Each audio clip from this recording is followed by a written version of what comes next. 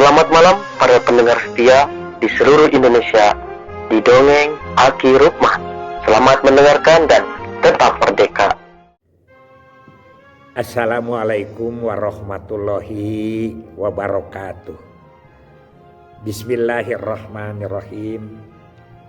Alhamdulillahil zalali wa syari'il harami wal halali musolliyan ala rasulil mustafa wa alihil mustakmilina syarafa. Innallaha faddala bani adam wa faddallahu ala katsiri mimman khalaqahu tafdila amma ba'du.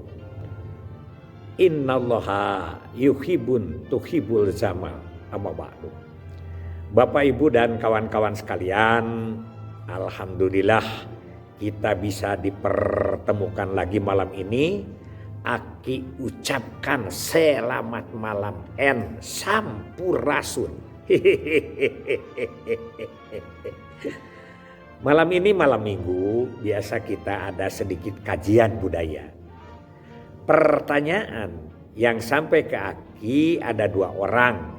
Satu dari Jawa Barat, satu dari luar Jawa Barat. Ki, bagaimana sejarahnya dan bagaimana kajian budaya Jawa Barat Aki membuat sawer haji? Waktu itu apakah disetujui oleh para budayawan atau tidak? Jadi ceritanya begini. Tahun 1991 kalau tidak salah, atau 90 gitu, 91 lah. Ada pergantian kepala BKKBN Provinsi Jawa Barat. Yaitu dari Bapak Haji Abdul Muhyi yang pindah ke pusat, diganti sama Dr. Suhemi Harun, yaitu kepala BKKBN Aceh. Biasa mutasi.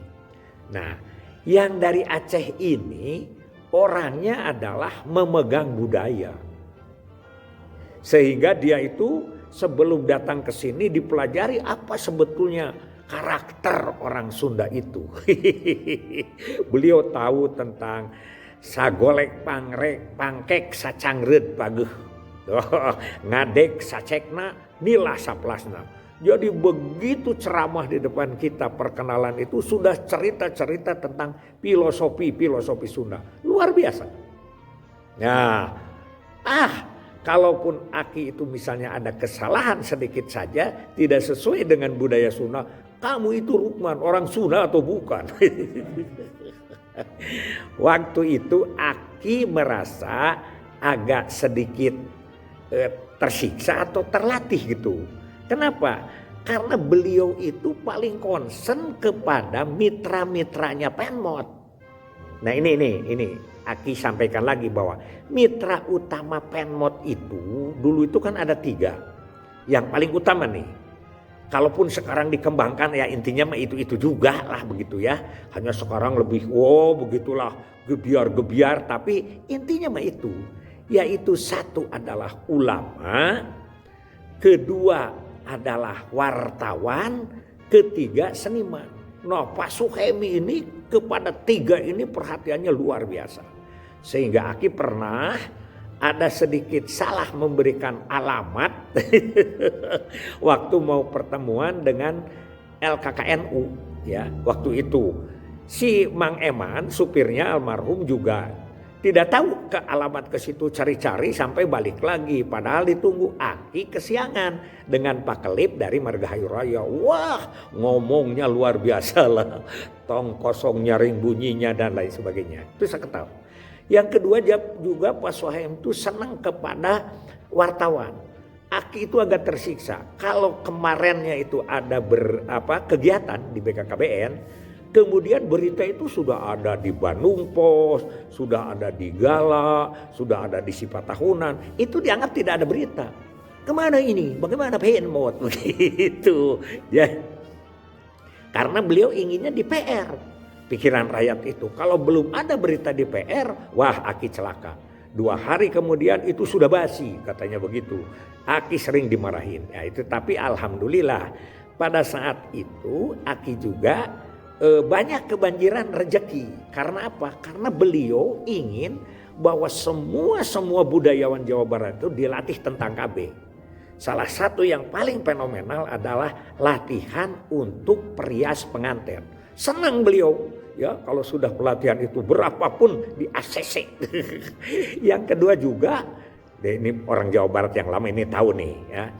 Kalau memindahkan orang seperti memindahkan papan catur kemana aja gitu. Aki juga pernah dipindahkan dari penmod ke supervisi program. Disangkanya Aki dihukum, padahal dia punya tujuan lain begitu. Bagus tujuannya Pak Suhaimi ini. Ini kepemimpinan ya.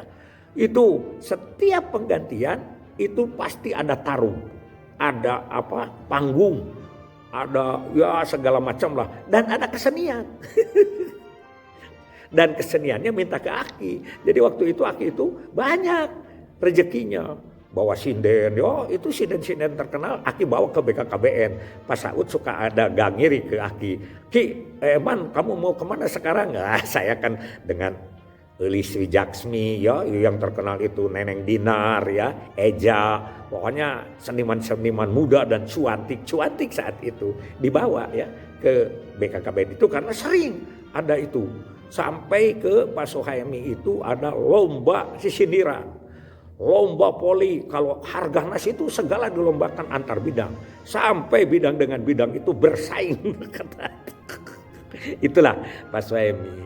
Nah pada satu saat Aki dipanggil menjelang kepergian haji seperti begini. Selesai Idul Fitri mau kepergian haji, Rukman katanya, saya ingin di sini ini ada pelepasan haji tapi berdasarkan budaya. Begitu kata beliau. Budaya apa? Budaya apa? Ada tuh di Medan dan di Aceh itu ada yang disebut peseju dan ada yang disebut tepung tawar. Wah, Aki tidak ngerti itu. Bentuknya apa? Itu semacam petatah petiti pembekalan kepada para calon calon haji. Setelah itu kita berikan pembekalah sedikit rezeki katanya. Begitu Pak Suhaimi. Nah coba dibikin itu. Di sini ada apa petatah petiti? Di sini ada juga Pak, itu adalah sawer. Nah katanya itu saya sudah pernah dengar itu sawer. Sawer itu untuk apa? Sawer itu yang dikenal di Jawa Barat itu satu untuk perkawinan, untuk pengantin Pak, sawer pengantin. Kedua sawer anak yang disunat. Begitu kata Aki. Coba dicari. Waduh Aki bingung nih ya.